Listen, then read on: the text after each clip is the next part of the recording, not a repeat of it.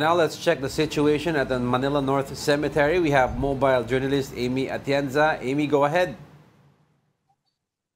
Angela, Diego, nasa around 1,650 na nakatao ang pumasok dito sa Manila North Cemetery as of 10 a.m. yan. At ngayon nga, inaabangan pa natin kung dadami pa nga ba ang bilang ng tao dyan. Pero inaasahan na daw ng mga otoridad dito na dadami pa yan bandang hapon ngayong araw. At syempre, magtutuloy-tuloy yan hanggang bukas sa November 1 at sa November 2. Sa ngayon, patuloy pa rin paalala ng mga authorities dito na wag na raw magdala ng mga flammable materials, mga patalim, ni ultimo mga baril, pati mga pets ay bawal dito. Wag din daw magdadala ng mga gamit na makakagambala sa pagdadasal at pagbisita ng mga tao dito, katulad na nga lang ng mga loudspeaker, pati na rin gitara para nga daw hindi maantala yung pagiging solemn nitong holiday.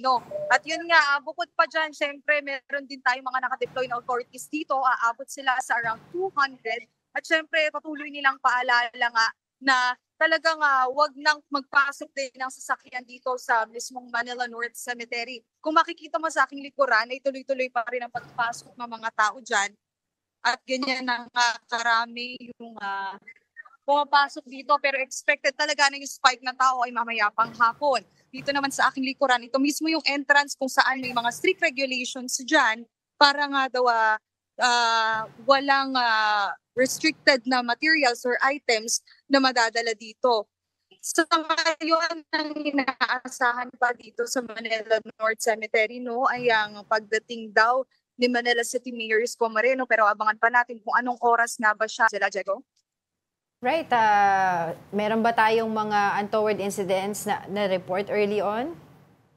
Well, wala pa naman sa ngayon, Good. Unfortunately enough, wala pa rin naman ang records na naitatala dito mga authorities. Titingnan natin at alamin natin mamaya kung may mga confiscated na materials, pero nakaabang naman ang mga otoridad dito sa Manila North Cemetery. At bukod pa nga dyan, ay patuloy pa rin naman ang mga cleaning operations dito. Nagsisimula daw yan ng 4 a.m. yan hanggang 9 p.m. dahil nga bukas itong sementeryo simula kahapon ng 5 in the morning hanggang 9 ng gabi. Angela, Diego.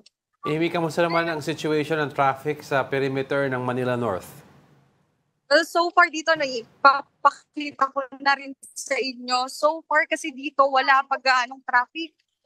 And yun nga, ang suggestion kasi at recommended nga din ng mga authorities dito ay huwag na raw magdala nga ng sasakyan at kung maaari, magbiyahe na lamang. Pero ito na yung situation sa